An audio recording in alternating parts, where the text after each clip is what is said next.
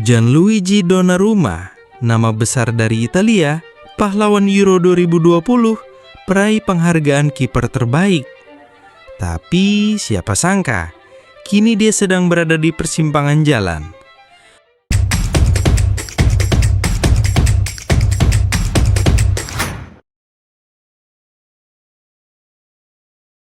Klub besar yang pernah menyambutnya bak raja, kini hendak melepasnya secara perlahan. PSG diam-diam tengah mencari kiper baru, dan Donnarumma, dia sangat kecewa. Dua klub Premier League, Chelsea dan Manchester United, sudah siap menampung sang penjaga gawang. Drama besar akan segera terjadi. Dalam dunia sepak bola modern, status pemain bintang tak selalu menjamin mendapatkan tempat aman. Bahkan untuk kiper sekelas Donnarumma. Lalu, bagaimana drama ini bisa terjadi?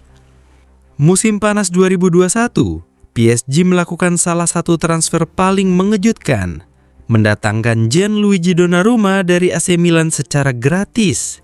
Ya, gratis. Klub ibu kota Perancis itu percaya bahwa Donnarumma adalah masa depan mereka di bawah Mistar. Tapi sejak awal, ada satu masalah besar, Keylor Navas. Kiper veteran itu masih jadi favorit pelatih. Hasilnya, 2 musim penuh drama dan rotasi membuat Donnarumma tidak pernah benar-benar merasa sebagai kiper nomor 1 di PSG. Padahal, dia datang dengan status pahlawan Italia di Euro 2020. Tapi, realita di Paris jauh lebih keras dari sambutan pertama. Waktu berjalan dan ekspektasi mulai berubah menjadi tekanan. Dalam 2 musim terakhir, Donnarumma sering dikritik karena blunder fatal. Salah satunya saat melawan Real Madrid di Liga Champions 2022. Sebuah kesalahan yang membuat PSG tersingkir dan menciptakan badai kritik. Statistiknya pun tak lagi gemilang. Save rate menurun, distribusi bola sering ceroboh, dan kepercayaan diri tim terhadapnya ikut goyah.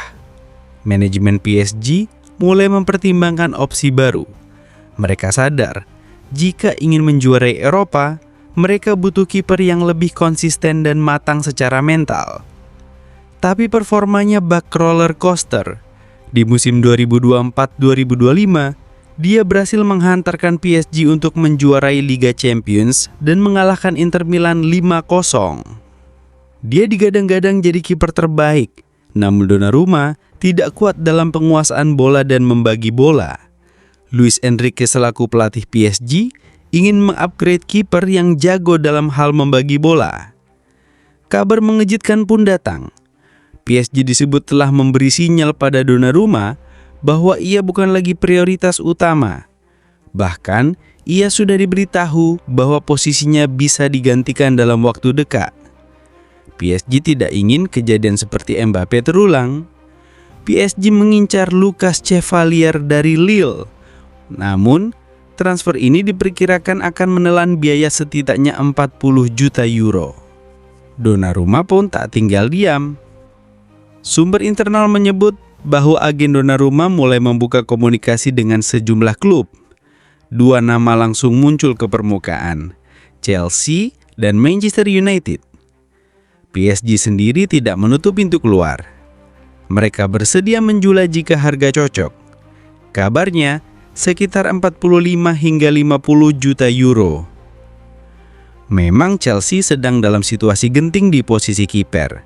Kepa telah dilepas dan Robert Sanchez belum bisa jadi andalan. Enzo Maresca jelas membutuhkan kiper kelas dunia.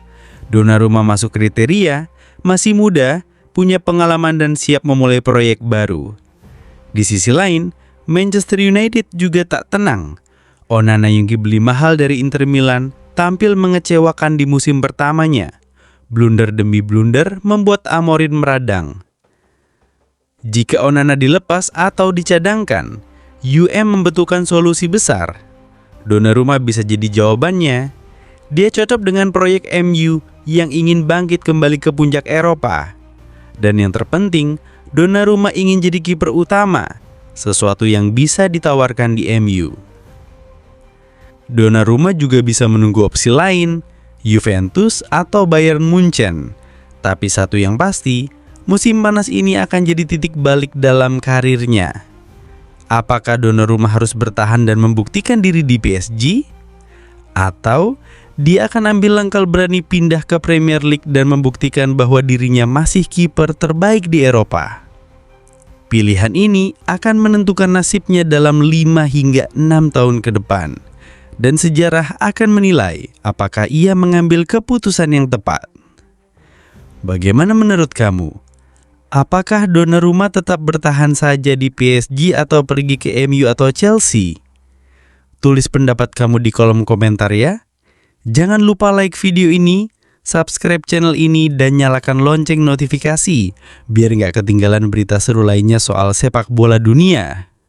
Sampai jumpa di video selanjutnya. See you!